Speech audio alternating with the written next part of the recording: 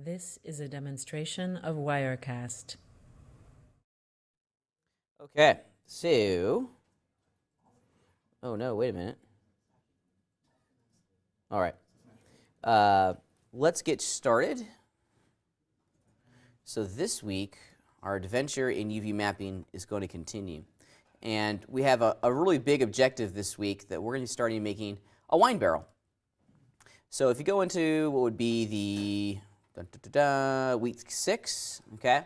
This is our goal, is to make a wine barrel. And now this is going to be a 2-part assignment, and I apologize, there's some broken links in there. I apologize, there's some broken links in there, but this is going to be a 2-part assignment, okay? We're going to focus on the UV maps this week, and then next week we're really going to dive deep into creating a whole series of textures on it, okay? Because the UV maps that we create need to be kind of very specific, and we need to create them in a fashion that ensures that the texture that we're going to paint and continue to work on over in Substance Painter is going to run correctly, okay? In every sense, what we build in the UV mapping stage has a direct, and I mean a direct impact on what we're able to do at the texturing stage. So it really is the most important part of the texturing pipeline. This is part of our responsibility as a 3D modeler, okay? As 3D modelers, we're often, of course, naturally going to be building the geometry, but more often than not, if you build the geo, you make the UVs that go along with it as well. And there are some strategies and some workflows that we need to be very careful and specific about to ensure that what we are creating allows our texture artists or ourselves to make something that's really kind of special. The textures are my favorite part, okay? Because the texture really is where our entire objects come to life to a certain degree. Good catch. It's up until now they're these horrifically gray shaded shapes, but then once we start putting a texture on there, they in every sense come to life. So it's an important stage of things, and we're going to look very directly at it. So we'll come back to the wine barrel here in a second. And the big picture idea behind the wine barrel is that we're going to start in every sense building a collection of props that we then can ultimately infuse and place inside of our final project in this class. As a reminder, for the final project in this class, we're going to be building a level, okay? That's going to have a number of buildings and a whole series of props and stuff. Start conceptualizing what that level is going to look like now, okay? Now, a lot of my examples are kind of like this old English, medieval style, fantasy stuff, but if you wanted to do like a science fiction style or something else, totally cool with that. How your wine barrel and the crate and the treasure chest, how it looks should match what your vision of your final project is going to be. Because in every sense, we're trying to give you guys a library of props that you then can populate your level with, right? As we go, we're going to build a library, okay? Your sword and your shield that you did at the beginning of the semester, excellent opportunities, or excellent projects to put inside. This is a demonstration of Wirecast of our world. Okay, so in addition, in the week 6 folder, I also have a little project file here that I want you guys to look at, because this is really going to be the starting point for our assignment. This Moto Blocks. Okay, so let's download it. Check it out real fast. Many of you guys have already downloaded it. I want to open it up real quick.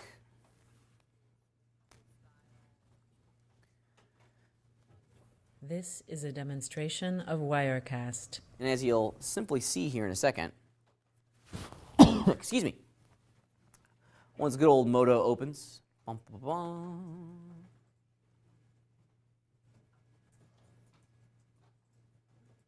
we need a loading song.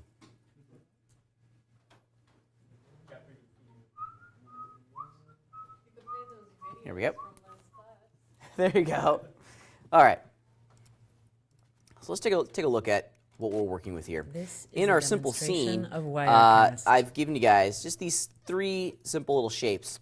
Now, they're each in their own item, so we need to create a UV map for each of these 3 pieces individually. And this is going to give us a great opportunity to continue to strengthen our UV mapping skills, and probably most importantly, look at the variety of tools that are at our disposal that will help us creating these UV maps, okay? Now, going back to last week, what is the grand scheme, the big role, and the purpose behind these UV maps? Why are we choosing to do this?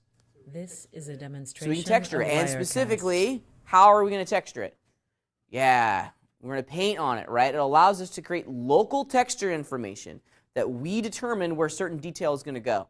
In comparison to how we've been pretty much shading and texturing everything in the past, it's been a global texturing system, right? Where we have these big global projection types, and our images are wrapped around our models in very kind of global unit primitive styles, right?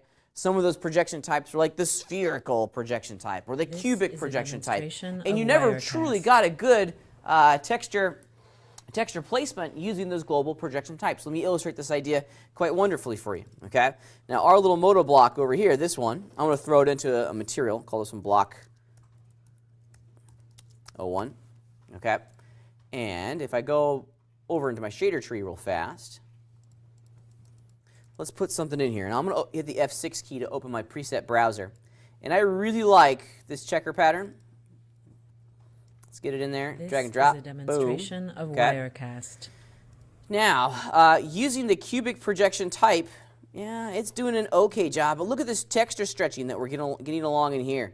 Along the top, the texture is stretching out pretty outrageously.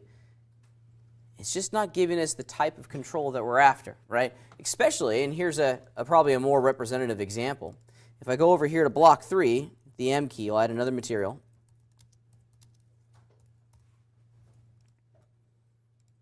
I'm going to duplicate this is a that demonstration image and put it in the of material group. Wirecast. So, this is what the cubic projection type looks like on this crazy cylinder. What's the probably more natural projection type to use on block 3? Cylindrical? Yeah, it's a cylinder. Yeah, not so hot, right? The texture stretching gets pretty extreme. What exactly do the numbers and the letters mean on the UV map? Great question. So why do we use a checker pattern? Okay, that's the question. Why do we use the checker pattern, right?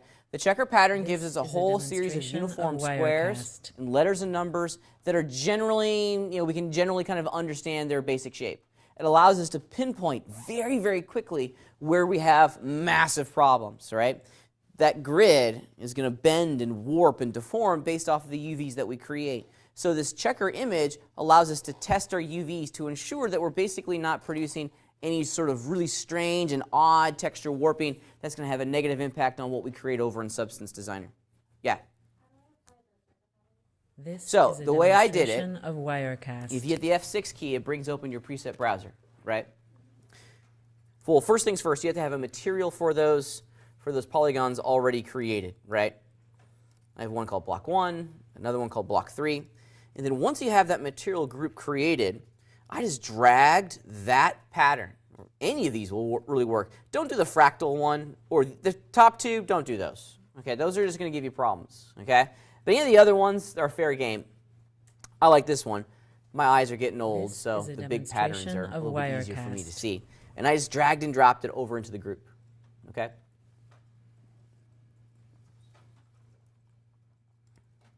There are a zillion other ways to get a texture pattern in there, but this is just merely one way.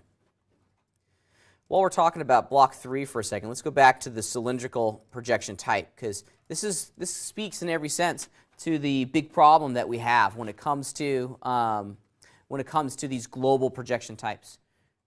This shape is generally cylindrical, but still how the computer is placing that image on top of our polygons is giving us some massive, massive problems. And perhaps maybe just changing the projection axis will solve it, and it will. It'll help. Yeesh. Not the way we want it to, though. There's some big-time problems with how these global projection types are wrapping an image around the mesh. Thus enter UV maps, because UV maps allow us to sidestep these global projection types and create local texture information that will determine how an image is wrapped very specifically and customly around our models. Okay. The goal is to remove all of this stretching. Because imagine, and this is, to a certain degree, it takes a little bit of projection. You have to look ahead in the texturing pipeline. If I wanted to make this like wood or something, okay? Imagine, instead of a checker pattern, a piece of wood, an image of a piece of wood being wrapped around the model. Well, the grain would get all warped and This is a distorted, and the image would get demonstration of compressed in certain Wirecast. areas, and we're just not going to get the texture reproduction on the model that we're looking for. Okay? So UV maps are the key to the kingdom. They ensure that what we put on the model as far as the texture go is going to look correct. Okay?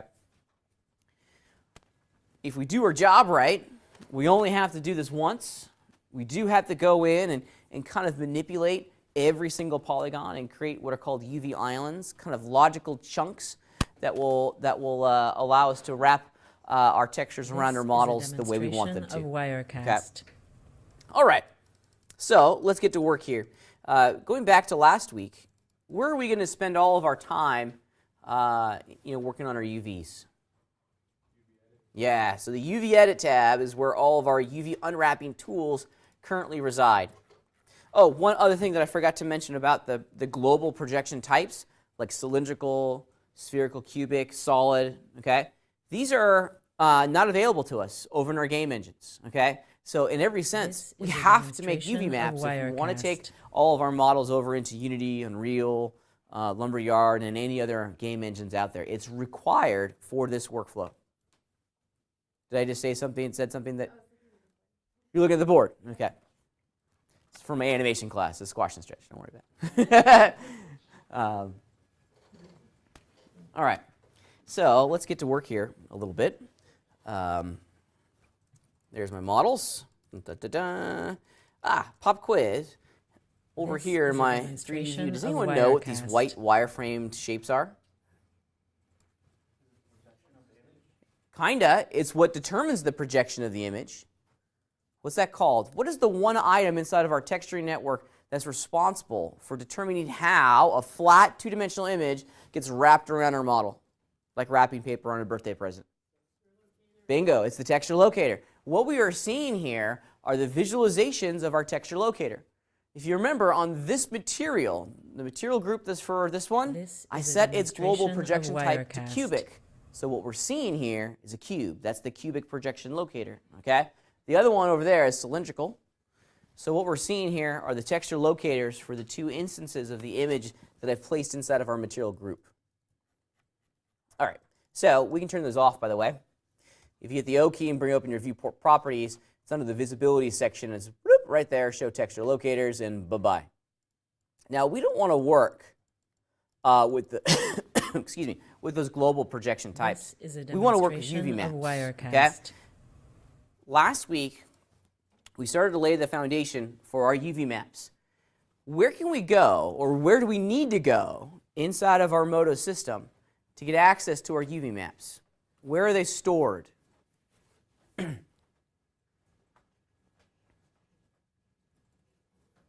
I'm glad I asked this question, right? Yeah. So we can find each one of our UV maps on a mesh item, okay? This is a UVs are demonstration basically of Wirecast. two-dimensional versions of our three-dimensional polygons. So we've got to make sure that a mesh item is selected, and specifically, we then go to the Lists tab down here. Then, there they are, UV maps, okay, right here in your Lists tab.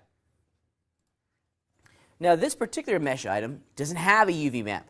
Often, when you create a model, Modo will try to create, especially if you create a model from a unit primitive like a cube, Modo is going to try to create some basic UVs for us. They're always going to is be a garbage. demonstration Always, always, of always. They're Wirecast. always unusable, okay? They really are. They're amazingly bad, okay? So it's either going to say one of two things here on your models going forward. It's going to say texture, which is the default UV map that Modo tries to create, or you'll see what we have here is no UV maps. So let's go ahead and create one. Let's give it a good name.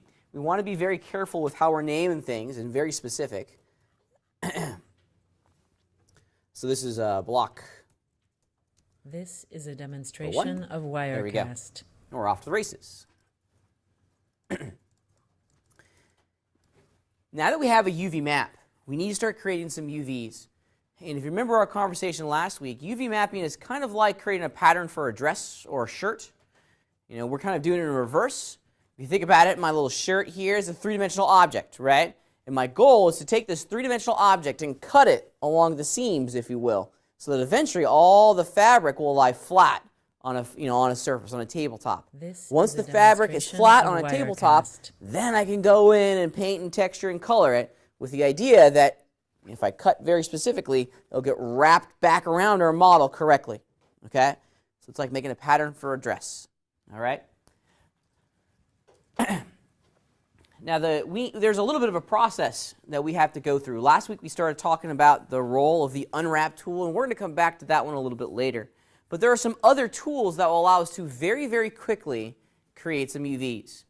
Now, I'm a big fan of finding the low-hanging fruit first. Do the easy UVs first, and then it'll give us an opportunity to really focus on the things that are a little bit more complex. Okay? So the easy things that we should look for are flat planar surfaces, because flat planar surfaces take about a nanosecond to UV map. Okay? It's the curved stuff, like maybe the opening to my little pipe here on the front, or that little nub on the top. Those are the ones that are a little bit more of a challenge. With the flat bits, those are easy. So let's get those out of the way. I'm all about, the low-hanging fruit, little victories. This is a demonstration of Wirecast. I'm going to turn off. I'm going to go back over here to block 1 real fast. Here's the actual texture itself. Now, at the moment, it's using, and excuse me, I'm going to grab the texture locator. At the moment, it's using the cubic projection type to wrap this image around the model. I want to change that to UV map. Okay? Notice that everything goes gray, which is good. That's what we want. We don't have any UVs, and we also need to tell the computer which UV map to load in. This is why we name them. Okay? Because if they're all named texture, are you going to get confused as to which one's doing which? Yeah, absolutely. Okay? Not as bad, on an object that has, 3 items in it in the scene. I'm pretty pleased, over my 4-day weekend, I actually carved out some time, it was either Friday night or Saturday night, to work on a couple things just for me. I did some moto work, which is rare for me, in all honesty. And many of you guys, I've shown you that big boat that I've been working on for like 1,000 years. Well, I finally finished it, right? Like finished, done, just doing the render tweaking, I'm on my way. And I think it's all UV'd, 100%, right? Top to bottom, everything is rolled through either Substance Designer or Substance Painter. It's a big, texture-wise, it's a big thing. It's a humongous thing, actually. I'll show it to you maybe during the break if you'd like to see it. And I'm not joking, this is not hyperbole, and I'm not exaggerating to make a point. I think I probably have 60 or 70 different UV maps in one scene file, in one Moto project file, okay? So this list can get really long really quickly, which is why we want to intelligently name them so that when we're working at 3 a.m., like I was doing a couple nights ago, I don't get confused and I don't make mistakes, right? Because nothing good happens after 2 a.m., right? Nothing good ever happens. Especially, when it comes to creativity, you make some bad decisions, right? And you start. I know for me, my productivity drops like at 11 p.m. Like, my productivity just plummets. Okay, anyways. So we need to tell the computer which UV map to load, okay? Now, it's going to go green, or it could potentially go green. This is okay, because what we want to see once we start UVing is this image overlaid on top of the geometry in our scene. So, having it be green is actually pretty helpful, in my opinion, because we get to very quickly see what's been UV'd and what hasn't been UV'd, okay? I like using it. Now, if it's not green, you're probably using a different image on your scene, which is fine, okay? So let's get to work. Now that we're telling this image which UV map to use to wrap itself around the model, let's go ahead and start creating some UVs. Now there's a couple things that I like to double check before I go any further, and specifically, I always like to make sure that the UV map that I want all of my UVs to go onto is selected in the Lists tab, okay? From time to time, if it's not selected, I've seen Moto add and create a new UV map for me automatically, which I really hate, okay? Happens infrequently, yeah. It happens infrequently, but I've seen it happen. So let's be good stewards of our scene and protect our future self by selecting the UV map that we want to put these islands onto. Now, as I mentioned earlier, find the easy, flat surfaces first. Unwrap those real quickly, and then you'll have time and cycles in your brain to figure out how to do the hard stuff. So for block number 1 here, what would be the low-hanging fruit? What are the flat surfaces that we could very quickly unwrap? This is a demonstration. You got it. Of So these over Wirecast. here, that's a flat surface. This is actually a flat surface in here. So these are the easy ones, okay? Check it out. Let's do the easy ones first. Of course, you can use the Unwrap tool, which is a great way to begin. I like the Unwrap tool. It's one of my favorite tools inside of the UV mapping engine, this right here. Last week, we talked that we have to use edges to select things, and that is definitely true, okay? However, you can also use a polygonal selection. This See how is I a have that side demonstration selected? Of Wirecast. Now if I run Unwrap, bloop, and click inside the UV grid, some UVs are created for me automatically. Okay? Pretty neat, huh? So there it is. Now, there's a couple visibility things in here that I would suggest that you disable to make it easier for you to understand and consume the UVs that you've created. As I look around the lab here, I can see a lot of checkered patterns, that image, inside of our UV grid. This is a demonstration of Wirecast. I would recommend turning off the grid's ability to show that image so that you're just seeing your UV islands and then the product of those UVs over here. Okay? Here's how you do it. Inside of your UV grid, there's a little gear icon in the upper right-hand corner, which is going to give you this one right here, which is going to open up all of your viewport properties for that specific viewport. Down here at the bottom, show image. I would recommend you turn that off. Okay? With it on, whatever's selected over here inside of your shader tree is going to be placed inside the UV grid. I don't like to see that because it kind of gets in the way, so I turn it off. All right. All right, so let's talk about what we've created here. This is a UV island. We saw this last week when we started looking at this. A UV island, or UV shell as it's called in other applications, is a 2D representation of our 3D polygons. They're not different. They're actually the same thing, which is why when I select something over here, it also selects it over here. These are the exact same polygons. We're just looking at them differently. Okay? It's as if we kind of extracted this entire surface, placed it over here, and ironed it out flat, sitting on top of a tabletop. Okay? Let me illustrate that. See how I select the polygons here, and it selects them over here. Now, what's cool about working with these UVs is that even though they're the same polygons, I can transform them differently from their 3D counterparts. Let me show you what I'm talking about. With my cursor over here inside of my UV grid, I can run the Move tool, then move that UV island around my UV space. As I move it, you can see what the texture is updating behind. Okay? If I move those polygons in this view, in my 3D view, now I'm actually just transforming the shape. I'm not actually changing the UVs. Okay? When we're looking at the actual image, there's a couple goals here that I would recommend that we look to achieving. First and foremost, we want to have all of our UV islands generally kind of orientated inside of our 3D space in a way that makes it easy for us to texture over in Photoshop, Substance Painter, what have you. Okay? Here's my big picture idea, and this is something that I try to do in all of my UVs. Let's orientate the individual UV islands so that the top of the UV island is kind of in the same direction as the top of the polygons in the mesh itself. It makes it easy for us to understand what we're looking at, okay? Because when you have a big map with hundreds of little pieces in there, understanding directly the role of each of these UV islands can be a challenge if they're all pointed in a different direction. So these are the polygons at the top. Yep, I select them here. So this is the top of our UVs. So I want to rotate this. Oops, I don't want to rotate just those.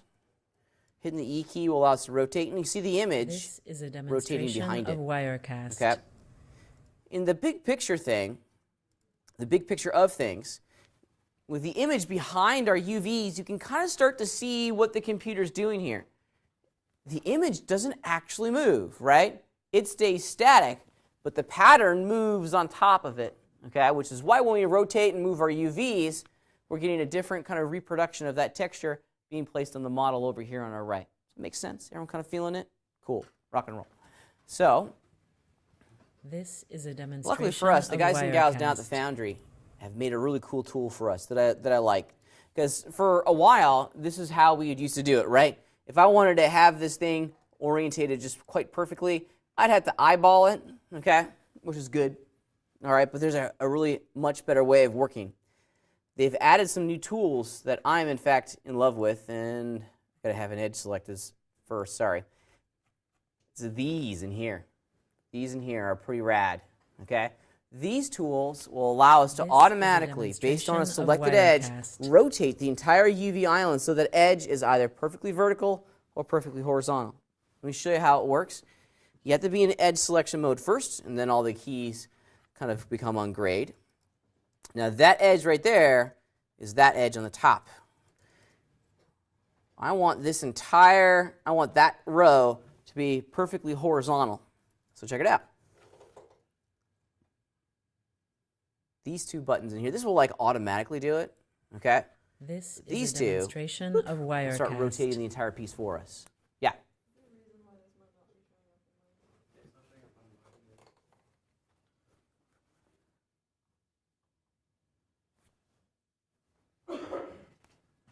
If it's not showing up in yours, I'm going to guess that you're in 11.1. Yeah, so this is something that's an auto-opened, and so a couple folks are auto-opening or opening project files in 11.1. You want to be in This is a 11.2. demonstration of Wirecast. So if you go into your applications folder, computer services have, for whatever reason, 11.2 is on the bar at the bottom. yeah. It is auto-opened, yeah. Just make sure you're in 11.2 version 2, okay? Don't do safe mode. Safe mode is not something that you generally need to worry about. But 11.2 version 2 is going to get you this functionality. All right. Yes? This is a demonstration of Wirecast.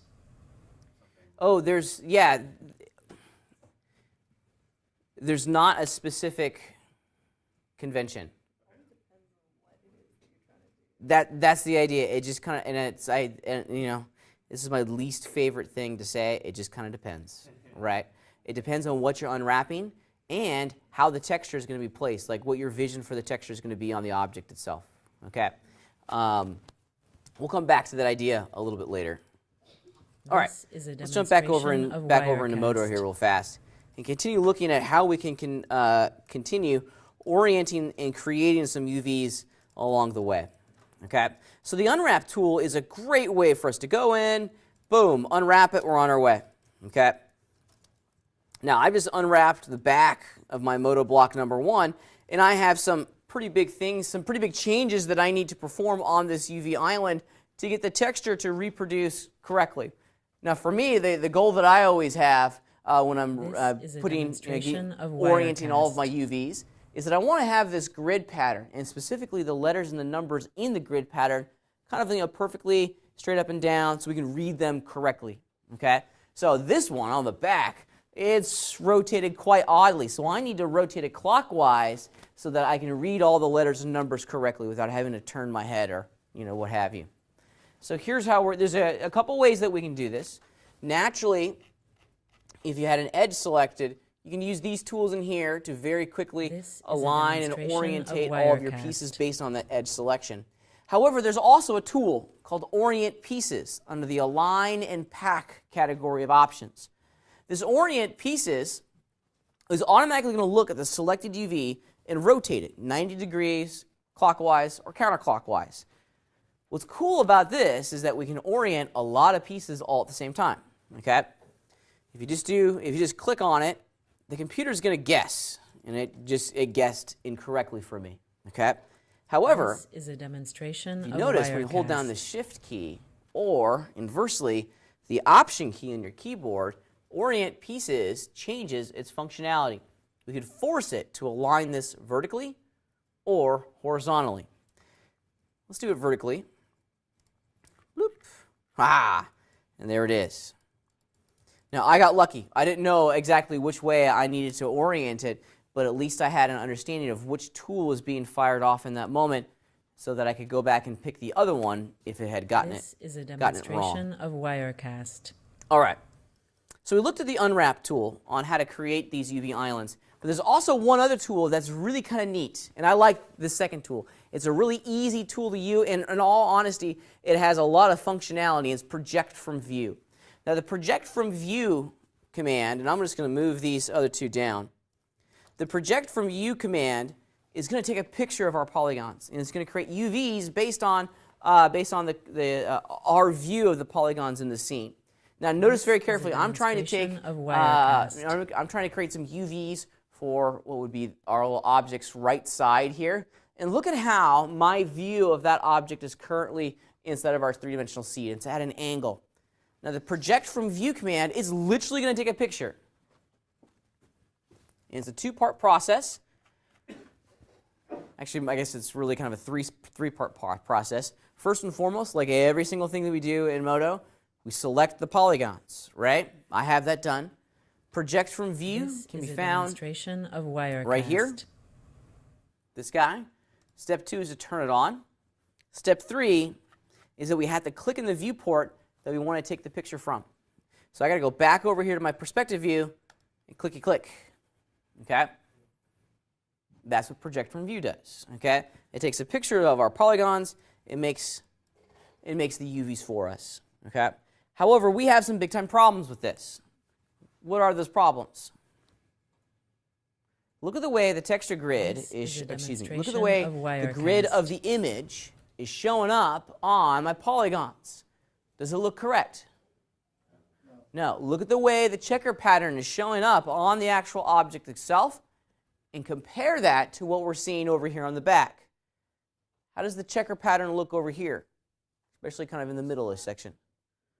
Yeah, you see the distortions in here? See how it's waving? This is why we use that checker pattern, so we can very clearly and very quickly see there's some problems. There's some waves in there, some distortions. This is a demonstration of Wirecast. This is going to be amplified, or our understanding of these texture distortions is going to be amplified when I start to rotate my view a little bit.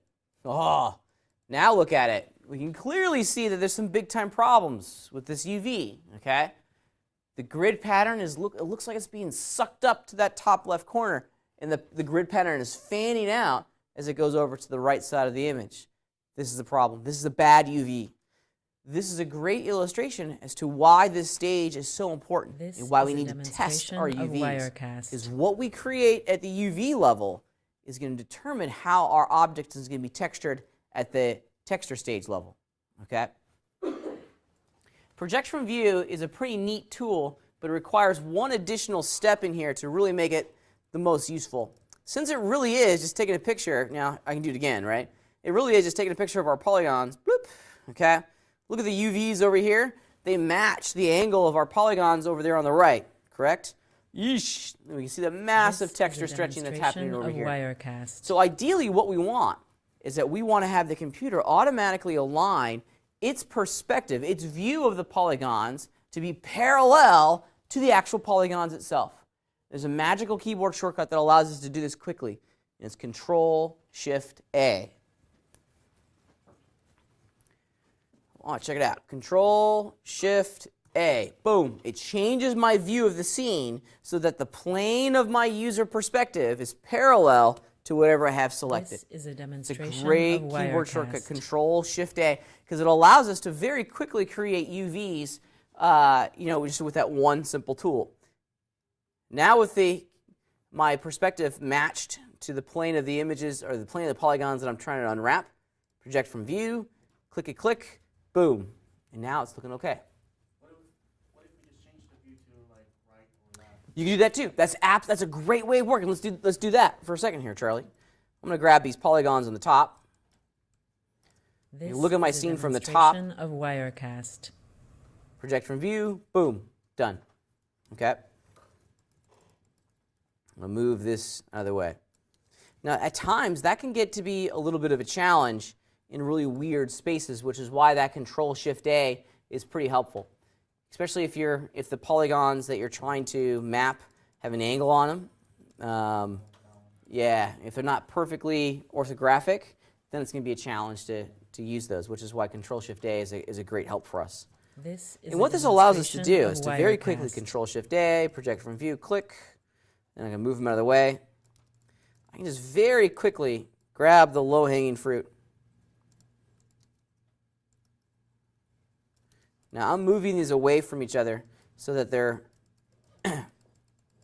all kind of separated. We can see them easily here inside of the scene, and I got a couple more that I want to do. I won't do the inside. I'll leave you guys to do those on your own.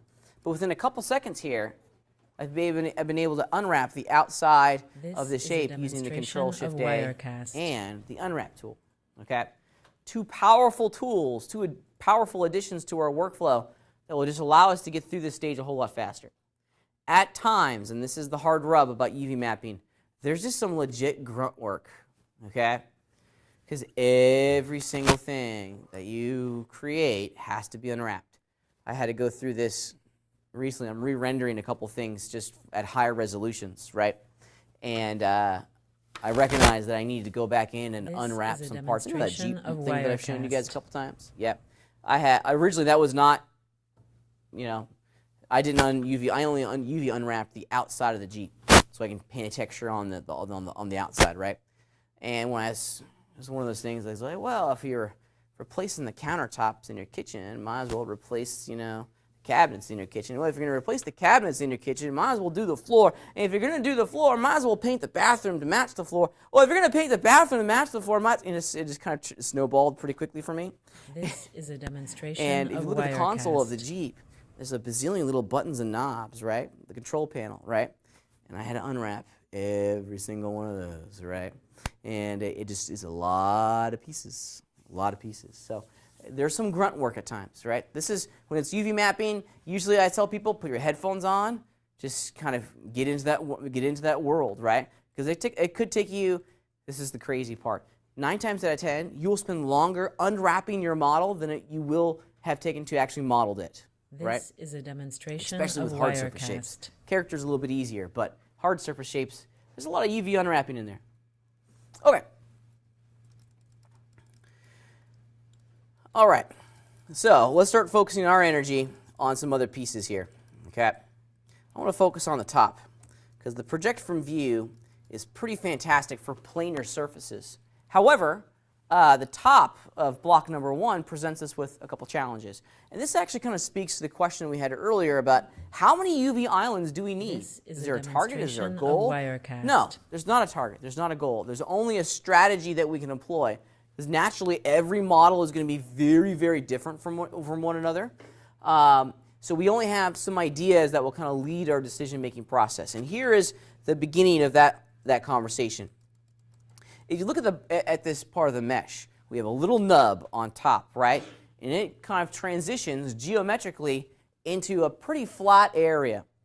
That transition between this flat surface here and the nub This that is a creates the cylinder coming at the demonstration of top Wirecast. is an excellent location for a transition, for a UV seam, right? For a separate piece, okay? This in that corner. Dirt, naturally going to pool. Shadows, naturally going to pool. It's a great place for us to hide a UV seam. It's a wonderful place for us to hide a UV seam.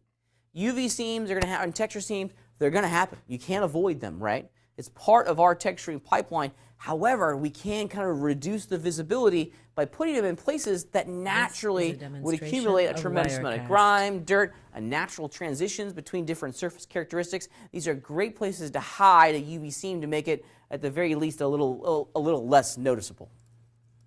So that's why I'm going to UV this separately from the base of my object. Okay. I'm just going to hide everything else. Shift H. So I'm just left with this. Now, when it comes to cylinders, we have a couple things that we need to be very mindful of. This okay? is a demonstration of And this Wirecast. is where we, again, have to project ourselves down our production pipeline a little bit and ask some very real questions. Okay? In the future, what is this little nub in the texture going to be made out of? Is it wood? Is it ceramic? Do you want it to look like stone or metal? You have to understand what potentially it could look like so that we can create the correct UV map representation for that result. Okay? So you kind of have to have a vision for it. a loose vision. Usually I This kind of is put a it into a couple broad demonstration of categories. Wirecast. Stone, metal, wood, things like that, right? Because if this was a piece of wood, I would UV map it differently than if it's a piece of metal, okay? And let me show you the two strategies that are behind this, okay? So a piece of wood, we're going to see grain along here, right? Imagine you're holding a log, okay? You're going to see grain going along this part, and then you're going to see end grain, the rings of the log at the top, right? This is a demonstration of Wirecast.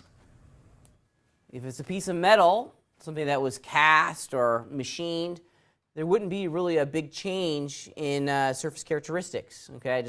And we can deal with a little bit of texture stretching along the way. So we have some strategies in here that we can employ to get what we're after. Here's a good place to begin, and this is an honest place, okay? We want to have the cap, this, be a separate UV island from the actual polygons that create the circumference of the shape itself. This is a Okay? demonstration Now of we can do this Wirecast. quite magically with Unwrap. If I double click and grab that edge loop, that will pop the cap into its own individual piece. However, let's just unwrap it right now so we can see the result. Bloop. Okay. Here's the cap. Looks great. Nice, clean texture reproduction going across the cap. I like that. However, if we look at the sides, we have a little bit of a problem. All these guys. Okay. Yeesh. That's not so hot. This is a demonstration of Wirecast. Now for these guys, what should we do here? What should we do? Anyone take a guess at what we're ultimately trying to get? Unwrap the edge. Which one? Just Any edge. And you're on the right path, okay? What we need to do, and the target for this, is a strip, okay? Yeah, so if we grab one of these guys, now I'm going to try to hide, that's a texture seam. Let's hide it in the back. This is a demonstration of Wirecast. Okay, there we go. Let's unwrap it now. Bloop, and that's where we get. And this is actually kind of a good place to begin, because now we have a strip of polygons that represents the outside of the cylinder, and then a cap for that cylinder. Now right now this one needs to be oriented so that it's lying flat and it's upside down, so let me rotate it 180 degrees. And that's looking pretty good. That's a good place to begin. It's a great place to This is a begin. demonstration of If Wirecast. we unwrap the rest of the model, now we can start to see a clear reproduction of all of those images or all those UV islands inside of our OpenGL viewport. So let's do that one more time. Just going to grab all of these guys on the cylinder here. We can start exploring it. So for cylinders, we need to do two things. We define, like this in here, that probably should be one UV island. It's a big chunk, it's flat, This is a it's gonna be very noticeable, it's going to be demonstration of front-facing Wirecast. towards our audience. So we don't want to have any distortions in that area, okay? For our seams, for the outside of our cylinder, we need to have one edge selected to kind of split that row, okay? Create a band. Same thing for the inside edge. I'm choosing intelligently to put that seam up there on the top. Very likely you're not going to see it, okay? So we can hide it up there at the top. If we unwrap it, whoop, This there we is go. a demonstration of Wirecast. There's that front-facing one. Here are our two bands. I'm just going to orient these horizontally, and we're on our way. Yeah, you can very easily see the seams there, and that's a good place to begin. In certain situations, we can have this all be one UV. We can do that, but I think we'll start here. And that's looking pretty stellar. Okay, so for the long polygons that go around and physically create the circumference of our This is a cylinders, we want demonstration of bands. Wirecast. Okay, flat bands that look not too dissimilar from that or from that. Okay, that way that flat grid image is wrapped around that area like a Christmas present. Okay, sound good? Everyone kind of feeling it for the most part? This is an experience-based art form, okay? I remember when I was in your shoes, I was like, I don't get this. I don't get this at all, right?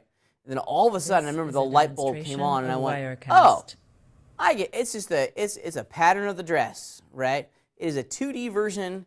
It's a cereal box with all the corners popped off, and it's lying flat on your breakfast table. Okay, that's ultimately what we're trying to produce here in the UVs that we've created. So here's what. Yeah, go ahead.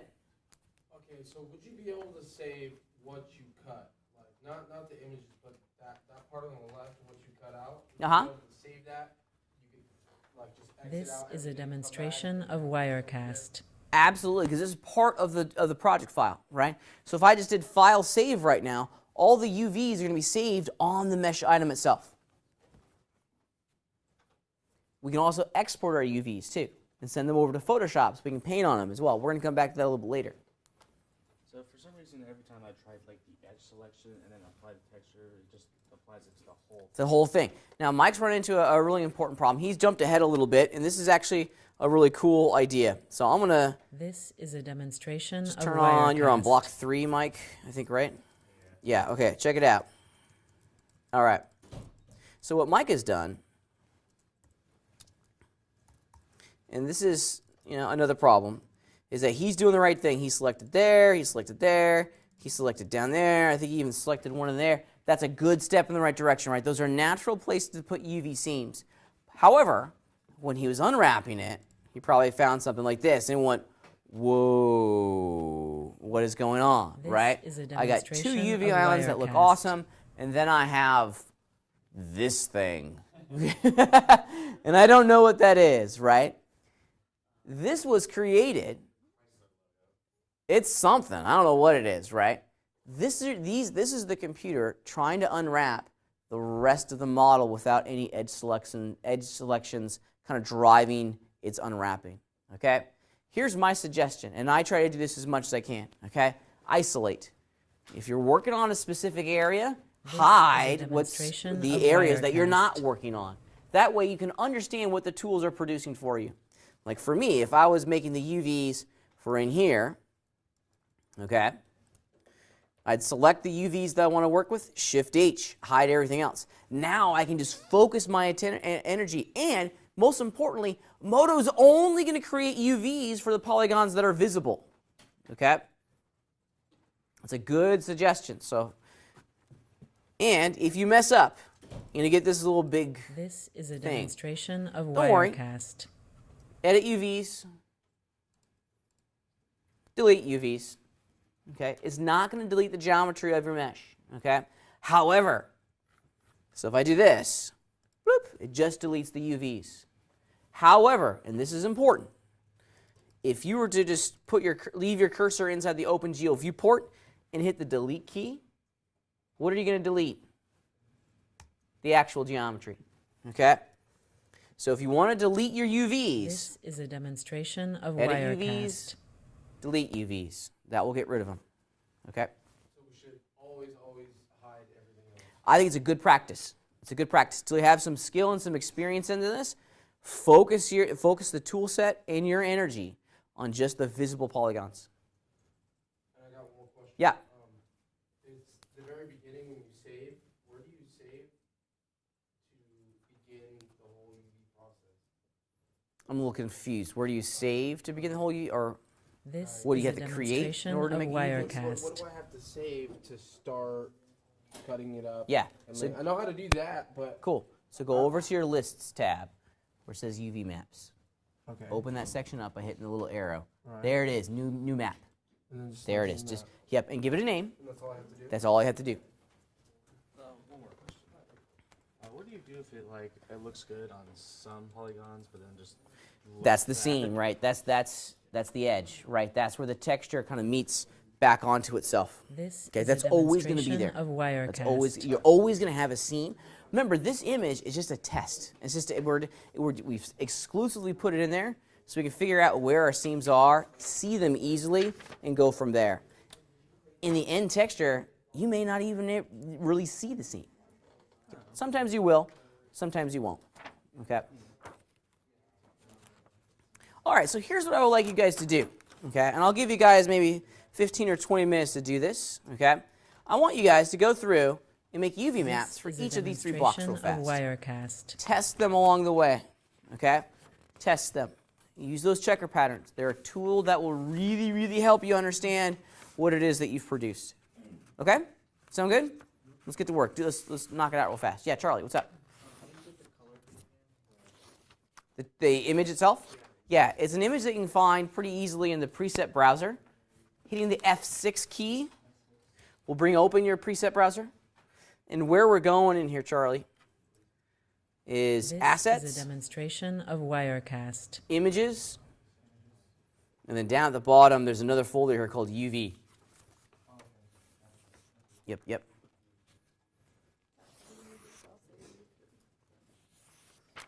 It's just for us.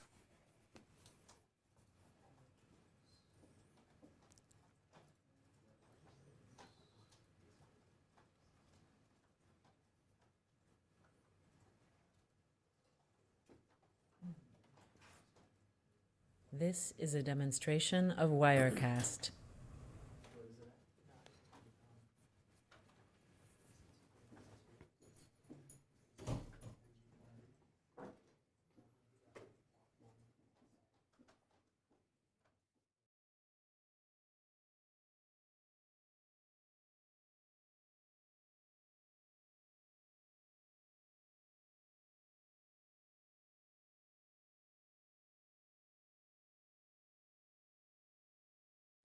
This is a demonstration of Wirecast.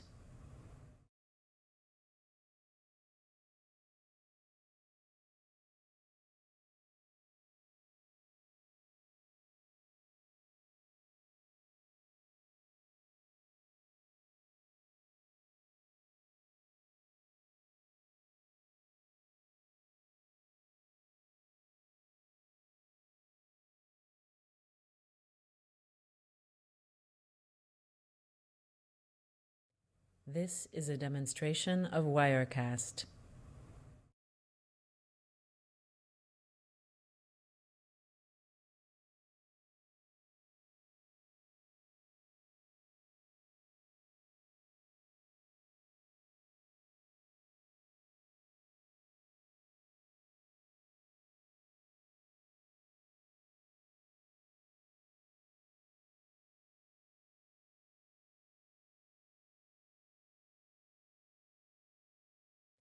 This is a demonstration of Wirecast.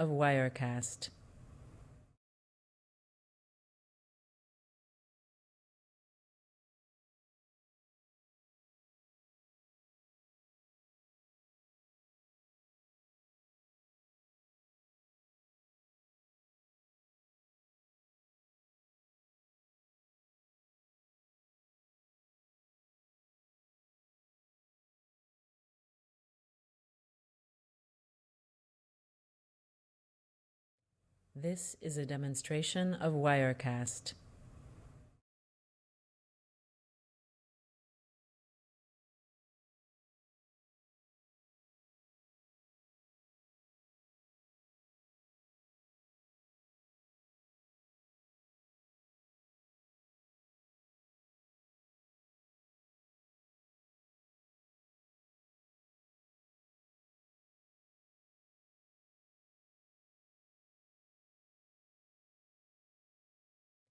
This is a demonstration of Wirecast.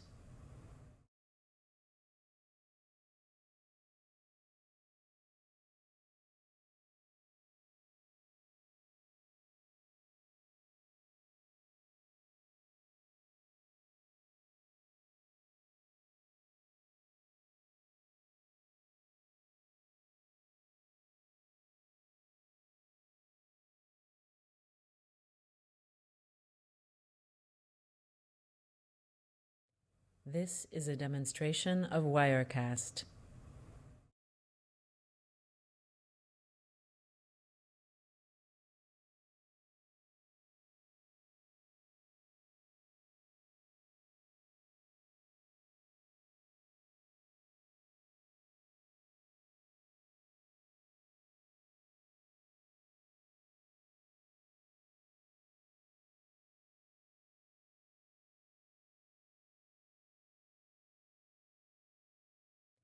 This is a demonstration of Wirecast.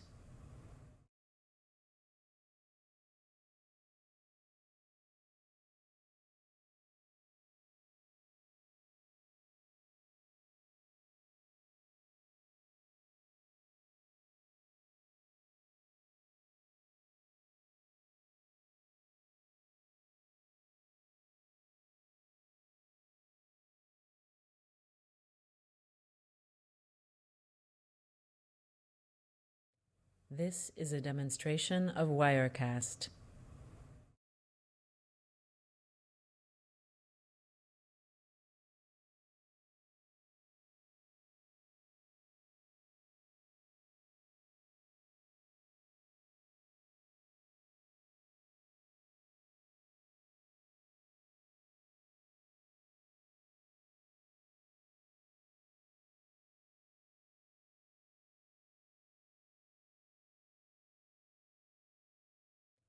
This is a demonstration of Wirecast.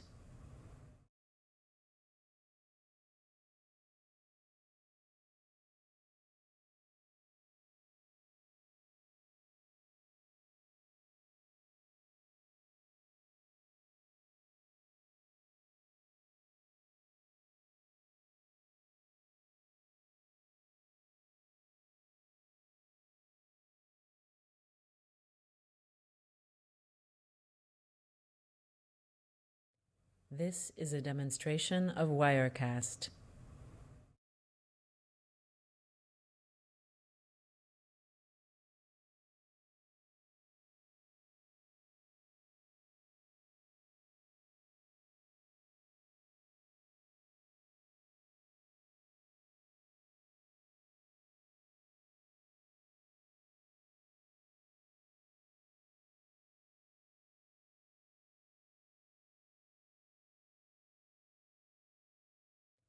This is a demonstration of Wirecast.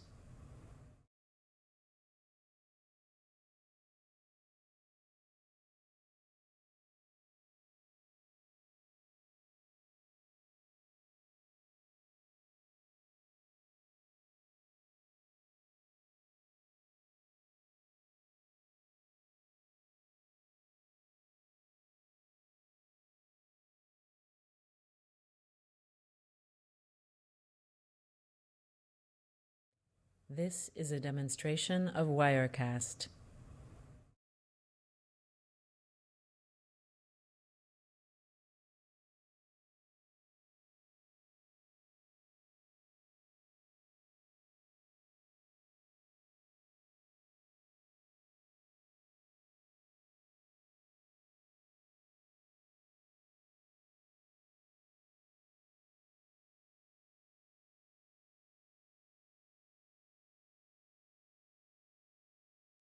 This is a demonstration of Wirecast.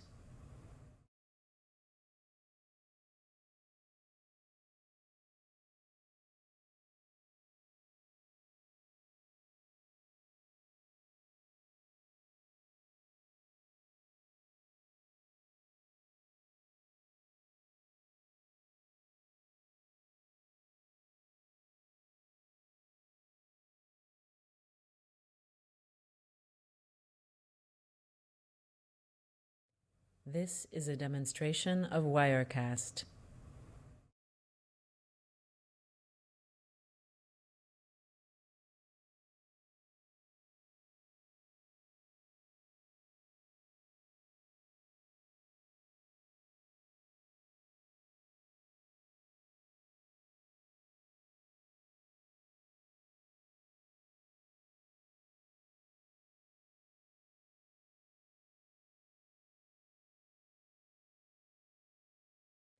This is a demonstration of Wirecast.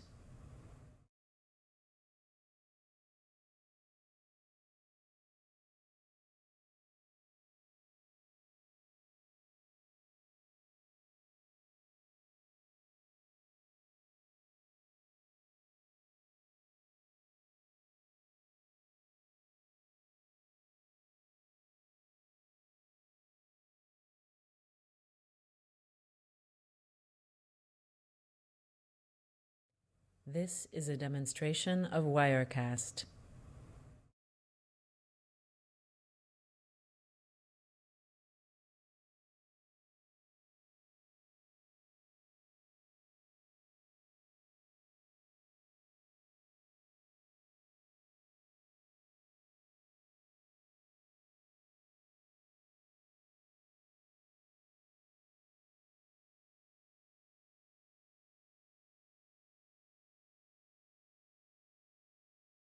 This is a demonstration of Wirecast.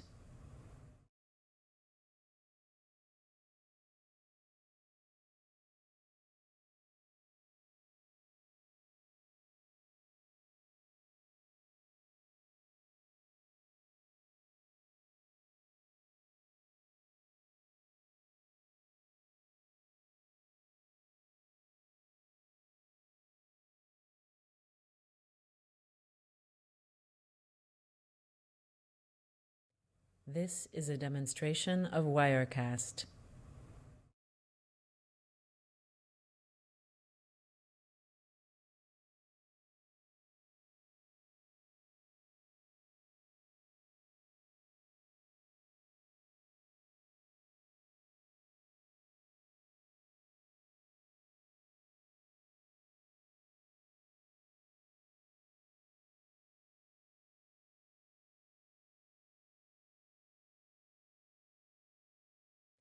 This is a demonstration of Wirecast.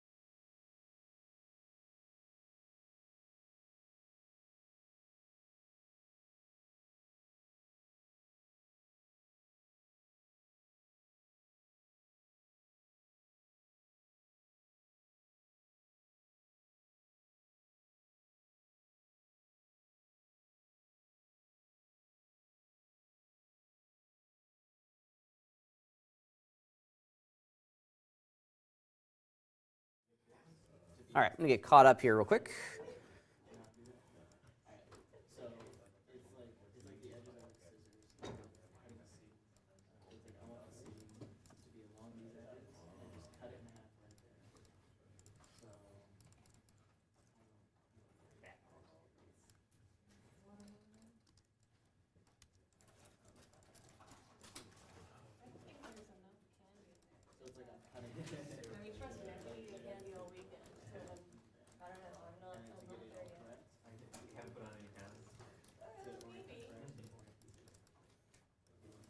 It's okay, it's your winter weight.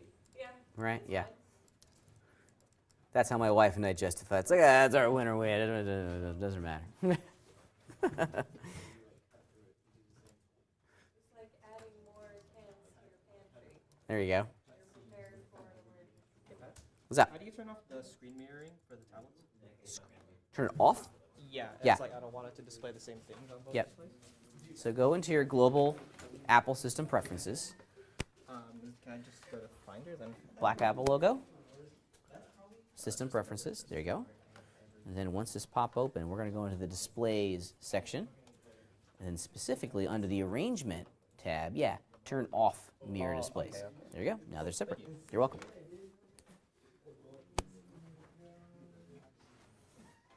Elliot, here's a really great example of where relax comes in handy. What I've done here, those are the UVs for that little inside top cap. Cap. Let's watch what happens when we relax it. Yep. This one, let's see, adaptive, yeah. Adaptive gives me a pretty good result pretty quickly. Yeah. And then, Oh, because you did this and this. yeah, all at the same time. Yep. Yeah, and I can live, there's some pretty epic distortions in there. But since it's inside. It's inside, I don't care. Yeah. It actually gives me one less UV island. Makes it a little bit more of an efficient map. Yeah, that's fine. For the inside, it's going to be in shadow. I don't care. I decided to do the three easy interior services all in one, so I was like, Yeah, that works too. Yep. And the big picture idea is that there's a lot of different ways to skin this cat. It was a weird thing. I was like, no distortion, but like tons of islands. Yep. Maybe it's better. Yeah. And sometimes you don't really know until you actually create it and you see how the pattern shows up and you go, you know, that doesn't look the way I thought it was going to look. Let me re-engineer my approach to this. Yes? You know how in some cartoons they have like the textures and color for like characters, and this is like in 2D hand-drawn or computer drawn. They'll have, well, I mean, computer drawn. They'll have like as the character moves through the scene, the texture is like one thing that the character moves through, so it looks like it's moving on the character, even though they're just. You know what I'm talking about? I think. Like, you basically have the character and maybe they like have purple fur, but then it's an image that they're moving across for the texture. Uh-huh. Is that done in 3D, or like how would you do that in 3D? You know, it kind of depends on how you're rendering it. If it's being rendered in a game, that's a little bit different than rendering it in 3D.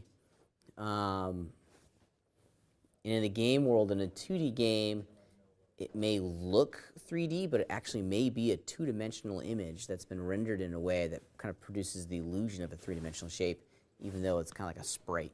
With shading and a normal map, you can create the illusion of 3D when it's just still a cutout of a. So the answer to your question is I don't know. But I think, with some investigation we could figure it out. Because you'd have to have, well, and here's the other big thing. The object is going to be traveling along the screen, and based on its movement, is the texture moving within inside of its UV space to kind of give the illusion? Because the texture is always going to be static, right? So, and your character, maybe, I don't know. I have to figure that out. That's a good question. I mean, if it travels far, then you'd have to have a large image, or at least something that can tile without being noticed. Yeah. Seamlessly. Yep. And that's most likely how they'd probably approach it, a tiling texture. Do you have time for one more question? Of course. So in terms of how Substance Painter uses the UV maps, Uh-huh. if you, since you're painting on the model, if you're, say your UV map Mm-hmm. You paint substance painter, will it show the distortion or will it compensate for it? No, it'll show the distortions. Yeah, there's two projection types that we have access to in Substance Painter: the UV projection type and something that's called triplanar. And triplanar basically creates 3 cameras inside the scene, all along the XYZ axes, kind of blasting down, and then it blends the texture based on what that triplanar projection sees. For things organic shapes like rocks, awesome. Things like a Jeep, right? Because you're going to see some very noticeable blend marks and stuff. Yeah, you want to make your UVs as clean as you can before you send it out. Yeah, that gives you the most control and the most options going forward. I'm just wondering Yeah. if I'm doing organic stuff like face. Mm-hmm. Mm-hmm. I mean, I don't. That's obviously going to have a lot of distortion and it kind of built in unless you cut it exactly. And even if you cut it correctly, it's still going to have a lot of distortion. 'Cause you're Yep. flattening a face. Yeah, and just you're always going to have distortions, right? You just try to minimize it. Minimize it as much as you can. Yeah, it is impossible to get a distortion-free UV map. Yeah. You can just do the best that you can do. However, and things. Yeah. Yeah. So if you're painting something like Substance Painter and you had a texture and you painted it on, your face or whatever, and it's like a skin texture or whatever, it would stretch across any deformities, essentially? So it would you would paint onto it and then it would appear to stretch on the model? It depends on how you paint it. Okay.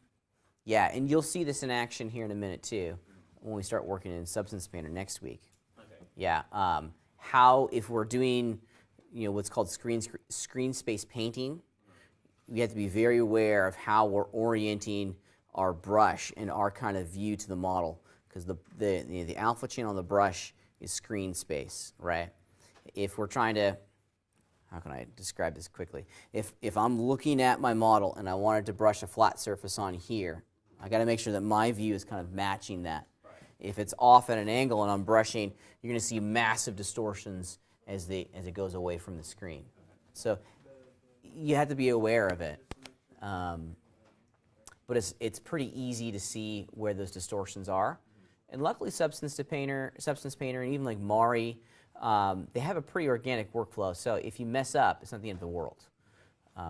Yeah.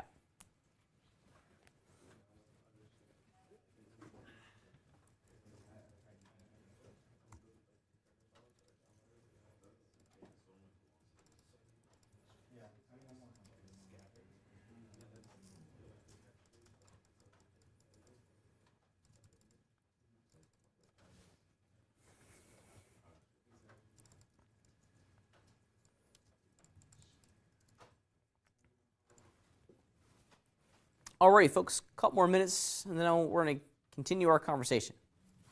And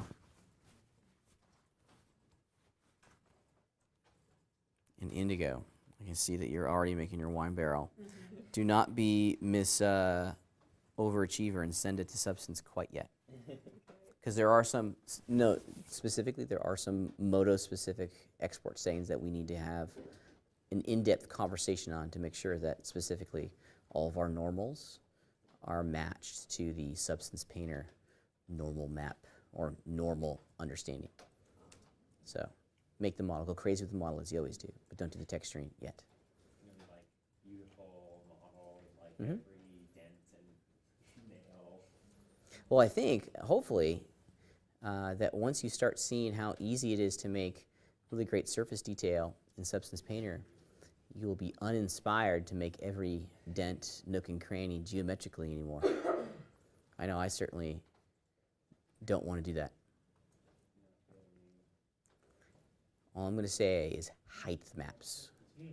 That's all I'm going to say. I worked in those kind of a little bit. I know that. Yeah, they're great. They're really, really great, actually. Really great.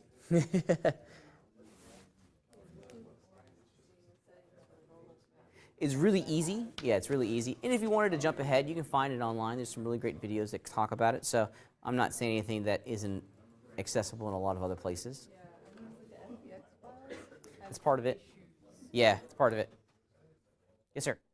So is it okay to have something like this instead of like a straight Yeah, that's fine. Absolutely. So what part of the model is that? That's fine. Yeah, and I think that's probably a good decision because you're going to see that, right? Audience may not really see this inside band, so we can kind of get away with murder to it. That's fine. Yeah, that's fine. Yeah. Yeah, we're going to talk about kind of placement strategies here, well, right now, basically. Chris, what you got? All right. Okay, let's see. So you have, go ahead and drop your Unwrap tool. Let's check out. So here's your checker pattern. It's in the block 2 material group. Let's go down to properties. And we need to double check the texture locator.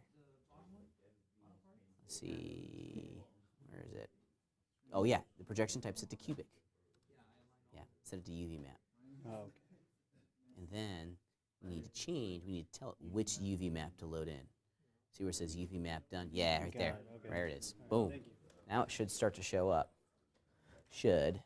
It's not, so let's figure out, here's the other thing that I see. Your image is not actually inside of the block 2 folder. Drag it into, boom, there it is. Yep. Alrighty, gentlemen and ladies, let's get back together, shall we? Okay. So everyone's getting a little bit more comfortable, comfortable creating UVs. And there are a couple strategies that we need to talk about. Because as one might imagine, creating UVs is highly, highly contextual, right? Every model is going to be different, and every application of the tool set is going to give us a different result, depending on what it is that we're trying to UV map, right? But there is some thinking behind the creation of our UVs and the placement of our UVs inside of our UV grid that we need to be aware of and some understanding. Okay. First and foremost, before we look at the UV islands that I've created, what does this red mean? They're overlapping. We have 2 UV islands sharing the exact same UV space. Is this ultimately what we're after? No. For small objects, a prop like this, we want to have them separated out. For a big object, like a building, we can get away with it, right? We'll talk about some exceptions to this idea as we get some more experience with it. But generally speaking, we want to have them all spread apart from each other, okay? If they're overlapping, that means they're getting the exact same texture information as their counterpart, right? So if I had painted, like for example, a big logo in my texture down here at the bottom, both of these UV ions would be getting that exact same pixel information. They'd be sharing that part of the texture. The texture doesn't move. The UV islands move around the texture, okay? So we want them spread out so that each island has the ability to get its own custom texture painted on top of it, okay? Think of it like this. We're making a coloring book. We really are. We're making a coloring book. If 2 shapes in our coloring book are on the exact same spot, when we stroke over it with our crayon, they're both going to get the exact same stroke mark, okay? So we need to start spreading them out, okay, and packing them inside of our UV space, okay? Now, how can I very quickly get all these UVs inside of my UV space? Pack. And Pack is a great, great tool. They've made it a whole lot better over the years, and it's really, really good. The Pack command is going to individually analyze all of your UV islands and place them inside of our positive UV quadrant. Now, there's some rules, some parameters that we need to double check and look at before we go too much further. These are the 3 options that I always do a big double check on, right? In my imagination, this is move. I'm allowing the command to move my UV islands, scale my UV islands, and rotate my UV islands, okay? I almost always turn Orient off because I'm a control freak and I want to determine how all of my UVs are oriented inside of my scene. Then hit OK, boop, and it does it for us, okay? I'm going to hit so this is the product of that. I'm going to hit the undo key because there's one other thing that I want to show you when it comes to Pack that's important. Let's go back in time. Now, I want you to look very carefully at how the image is showing up on my model, and specifically the size of each one of those little cubes on the model itself. Okay, so we're looking at how the image has physically been placed on the model itself. Now, out here in the front, look at E03 here. That's pretty big. Okay. However, if we go down to D08, that's a little bit smaller. Look at these in here. H08 on the inside is definitely a whole lot smaller. And then if I look at the top ring, this is almost, look, this is CO something. It's so big that I can't even see the actual whole series of grid squares on the texture itself. Okay?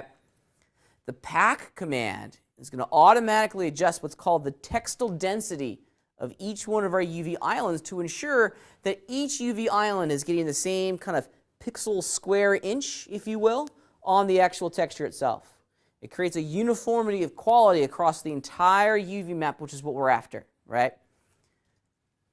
It does a really great job of doing this.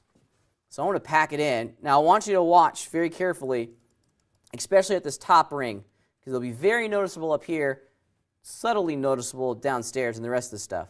So I'll pack it, goes pretty fast. Bloop. And now if we start to really look at the size of all my grid squares, yeah, the rough size of that grid square here roughly matches the size of that grid square there. So we're kind of in the ballpark, as they say. If you really wanted to get a good solid understanding of this, there's one simple change that we can make to our texture to really get us to look at this a little bit more directly. Check it out. So I'm in the actual texture itself on block 3. If we go down into the texture locator, which is responsible for placing the image on the map, there's a series of channels here called horizontal and vertical wrap. This determines how many times inside of that positive UV space this image is going to be tiled. Okay? Point being, if you were to increase this to like 4, okay, on both horizontal and vertical wrap, it's going to stamp down my grid texture 4 times, both horizontally and vertically inside of this grid. We'll get smaller ones. Okay? This allows us to double check, and we can see distortions in a little bit more easier way. Yeah, now I can see, now, since there's more grid squares up here, yeah, it all looks like they're generally the same size. Okay? The more information that we can get about how our UVs are wrapping images around our model, the better prepared we are to make good UVs and to make corrections to our UVs if we need to. And specifically, we have some corrections that we need to make on block 3. Check out this. Look at my UV for this in here, and it's not, yeah, look at that. See how it kind of bends around? Okay? There's some pretty big distortions. You can see it pretty easily when the horizontal and vertical wrap are set to 1. See how the goes down this way? It wraps around almost kind of like conically around the model. That's not so hot, right? If we were to place a wood grain texture wrapping around the cylinder, our wood grain would go like this, then all of a sudden it would dip down, right? It would bow, just like the grid squares are bowing here. We want to try to reduce this as much as we can, and there's a couple tools in here in our toolbar that we can use to get some really good legit UVs. Okay. So let me select this. And the first one that we're going to use is a tool called Rectangle. I almost always start with Rectangle first. This is a relatively new tool inside of the Moto ecosystem. It's fantastic. It's one of those tools that once they introduced it, I think collectively we all went, oh, thank you. This is just really making our lives a whole lot easier. The purpose behind the Rectangle tool, and I apologize, my toolbar is a little bit shortened, so we're not seeing the full word. The purpose behind the Rectangle tool is to take a strip like we have on the cone piece, and it's going to analyze all the edges, okay, both the horizontal and the vertical edges, and it's going to try to bend and distort that UV to make a rectangle, a grid, okay? And it's a really, really neat tool to employ. Let me oops, I just shocked myself. Of course, we naturally start with the selection. We'll fire off the Rectangle tool. Bloop. There it is. Now, one of the things that I tend to have unchecked is uniform X and Y spans, because I don't want, because that will ruin the size of the UVs in relationship to how the image is being wrapped around it. And watch what happens to my UV when I hit OK. Makes it into a rectangle. Okay. And it keeps the distance between these, that loop there, as close as it can relatively to all of its neighbors. So it's trying its best to honor the size of the polygons here and over here. if we were to have, and that's a direct product of leaving these off. If they're on, watch what happens. It's going to try to basically move all those edges into a uniform grid. And you can see, yeah, that's not exactly what we're after. We're getting some massive stretching on the image in here. Okay. I'm sure there's a very, very direct purpose for having that feature in there. Honestly, I don't know what that is. And we're on our way. And Pack is just going to try to fit that UV into that space as much as it can. All right. Let's pack this again. We're on our way. Now, rectangle is not without its problems. It is magical. It does a really great job of bending and distorting this shape or this UV into a rectangular shape. But on a conical shape like this block, it's producing some distortions in there. Okay? You have to ask yourself, and this is part of the strategy of UV mapping, can I live with this? Okay? You're always going to have distortions in your UVs. But you have to ask yourself, am I going to notice it? Is it something that's really obvious? Given what's eventually going to be textured into this space, is anyone really going to notice it at all? Do I really care about this, right? If the answer to that question is yes, you have to reinvent a new UV mapping strategy to get that piece mapped correctly, okay? And, there's a lot of different ways you can do it. You kind of have to figure it out. Question or distraction? Distraction. But, okay, great, yeah.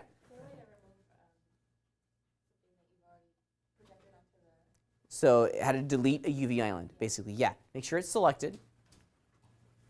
And then over in your toolbar towards the bottom, so if I wanted to delete that ring, for example, edit UVs, delete UVs.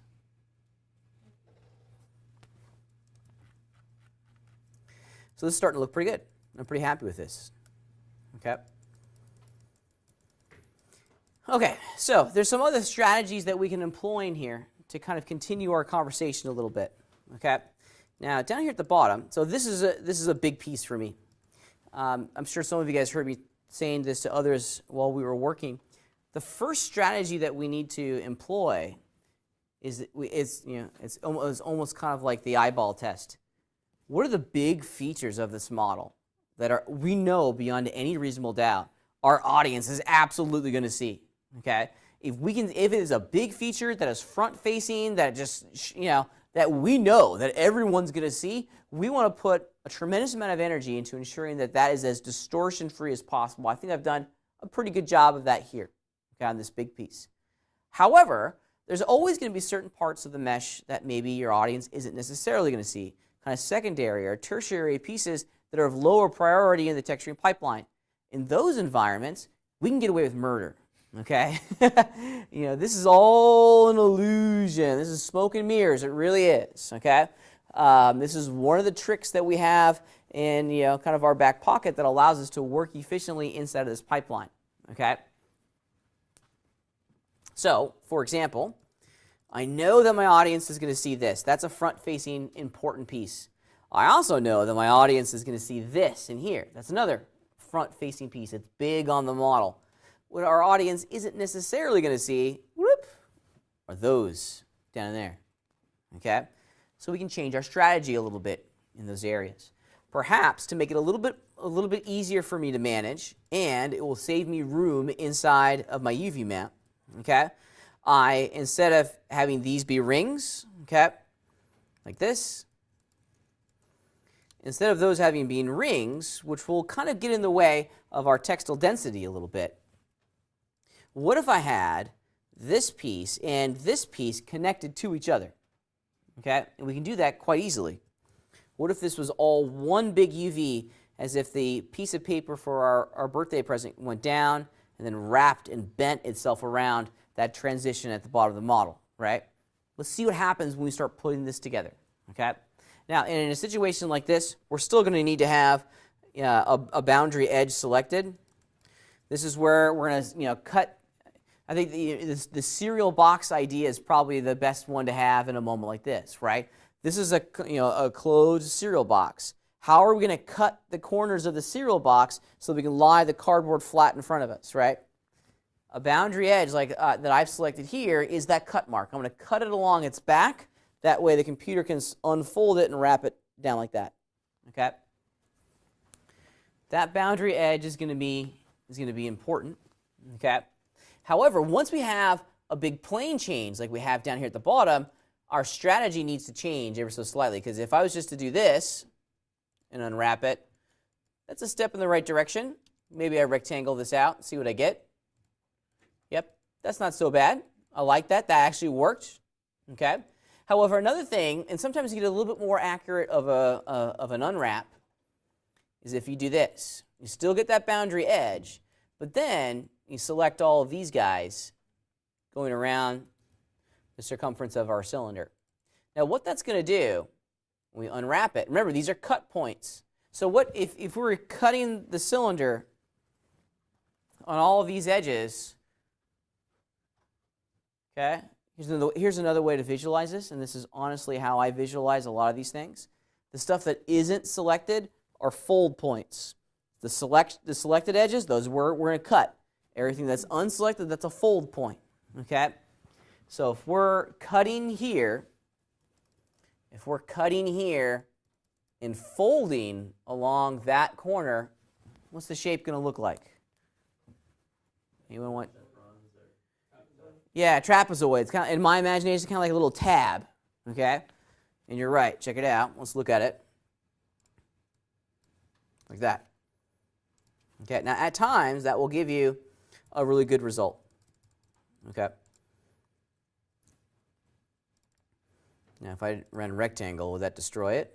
Oh yeah. Now it's saying, oh, I don't recognize this as a rectangle, so I can't do it. Let's go back in time a couple steps. Hit undo. Very normal, by the way. Yeah, that's actually the solution that I wanted. I'm okay with a little bit of distortion down here at the bottom because that's always going to be in shadow, right? The audience is never going to get that, right? They're never going to get all up in there, as they say, okay? So another thing that I find freeing about this process is I have to understand how this one model is going to be used in the grand context of things. If our audience is always going to be looking at it from kind of like this distance in here, is the audience ever going to see a distortion like in here at this distance? Probably not. So let's not. Yeah, and this is where it gets really challenging. No, seriously, and this is where it gets really challenging for us as 3D artists, right? Because we can get as close to our models as we want, right? We can look at an individual vert and we can analyze it directly right up here like this. So, in this view, a small little distortion is going to look huge, right? But for someone who's not working in Moto, someone who's playing the game or watching it on a screen somewhere, they're never going to see that part of the model. So we shouldn't worry about a small little distortion in there. Okay? I'm allowing you guys to be a little loosey-goosey with some of these distortions. So far too often, I think maybe this is a product of just me doing my UV unwrapping, and you guys seeing how I do it. You guys try to make it perfect every single time. That's a good place to begin, but understand that it's impossible to be perfect. Okay? Nor do we want our UV maps to be completely perfect. Okay. Enough of that. Let's repack this again real fast, and we're on our way. Okay. So if you look at the way this is getting packed in here, this shape, this ring up here at the top, is actually causing some problems for us, right? It's changing the density of all of our UV maps inside of this space. So at this moment in time, I have to start asking myself a question. Okay. Since this is changing the size of this UV island automatically for me, okay. Now, here's a great way of testing it. Hide it, pack it again. If things get magically shift around, in this case it didn't, so that means it's probably this one. Yeah. Let's hide that one, see what we get. Sometimes if you start hiding, yeah, it was that one. Those two were causing some problems for me, right? I want my UV islands to be as big as they can inside this space because then there'll be more pixels to describe that part of the area. But at times, certain UV islands kind of change our ability to get the result that we're after. Now for me, So rotate this other one 90 degrees, do a little manual packing, same with this one. Do a little manual packing, I'm done, right? That's fine. You can do that. You don't have to use the result that the pack command gave you. You can go back in and kind of self-pack some of the stuff to get the result that you're after, okay? But at other times, really the solution, because that ring is taking up a lot of space, maybe the solution for this ring is to get it into a strip. Unwrap it, not like that. Why didn't you go into a strip? You should have gone into a strip. There we go. Rectangle. Rectangle. I refuse to lose, by the way. Okay. I have the Obi-Wan Kenobi type character in my life. Told many people, myself included, many, many times. He had a somewhat famous saying that says, keep your eye on the Coke machine, right? He said, when you're on your way to the Coke machine, always look at the Coke machine. Don't worry about the crocodile, the pit that you have to overcome, the vine that you need to swing on. Keep your distance, or keep your course, right? Keep your eye on the Coke machine, because the moment you start looking at the gigantic boulder that's about to crash, your perspective and your vision of your goal changes, okay? Now it's all about sidestepping problems instead of, trying to solve them, right? Get out of the way of the boulder. Duck real fast, but always keep your eye on your Coke machine. Jump over, but always keep your eye on the Coke machine, right? It's like never look at the alligator, right? Because then you're like, oh my God, there's an alligator, right? I got to fix the alligator. It's not about the alligator. It's about getting to the Coke machine, right? Anyways. So for me, my eye on the Coke machine is getting this into a strip, okay? And, this gives us another great opportunity on exploring how all this could work. Let's pack it now, see what we get. Yeah, and we're on our way. That actually gave me a pretty good result, okay? All things are allowed, okay? Okay, we just need to, we can rip these things apart and get the solution that we want. Your experience over the next couple of weeks will help you figure out what you want, right? And that's the tough part for folks learning how to UV map. This is all very new to you, and I get that. At the end of the semester, you'll be knocking these out pretty quickly. You'll go, okay, got it. I know what the shape is supposed to be, and then we'll work towards getting that. Okay? Questions so far? Believe it or not, this is about 10% of our UV mapping conversation. So I'm intentionally trying not to overload you on day one. Actually, technically, this is day 2, because we talked about it last week. Yeah. Yeah. So our goal this week for our homework, okay, is to create a wine barrel. Okay, so if we go back into our week 6 module, okay, our goal this week is to create a wine barrel. Okay, this wine barrel can look however it is that you want to look. Okay, where are we going to begin this project? Because you're creating both the geometry and the UVs this week, and next week we're going to take that wine barrel over into Substance Painter and start putting some textures on it. Okay, so where should we begin this project? What's a natural starting point? Research. Okay, because our reference research is really going to be our guide in a lot of this. Okay, now I'm going to be making kind of a classic medieval style wine barrel. All right, so let's just start there. Wine barrel. Oops, winer barrel.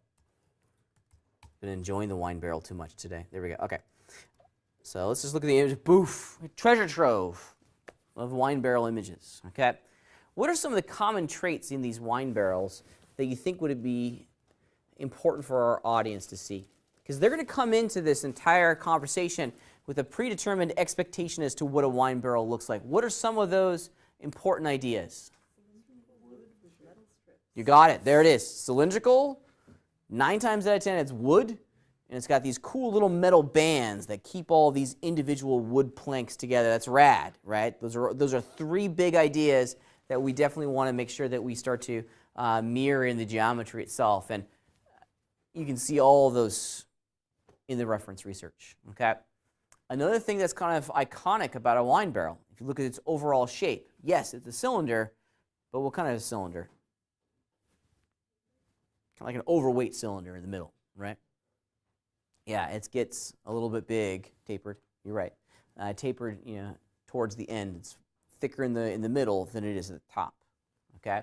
Now, if you're lucky, and you may have just gotten lucky, you're welcome, right there, with a couple good orthographic pictures. Here's another good one down here that you maybe be able to bring this over into Modo and start modeling from. Okay? The model is going to be easy, right? Because how long is it going to take to make the model? 10 minutes, 10, 15 minutes, right? You're probably going to spend another hour or so, maybe even a little bit longer, trying to unwrap all these pieces to get everything where it needs to be. Okay? So there's two parts to this assignment, both the geometry itself, the wine barrel, and ... a really cool portfolio image. Okay? Maybe I want you to create a simple little scene for your empty grayscale. Don't worry about the textures, okay? But start making a little scene for your wine barrel. This could be a good little bit of inspiration, okay? Make an environment for your wine barrel to sit in. Having a prop that you can use inside of a larger kind of, library for your final project is most important. We all also want to take every opportunity to make good portfolio images, right? Making a simple scene, a little wine cellar like this, is a good place to begin.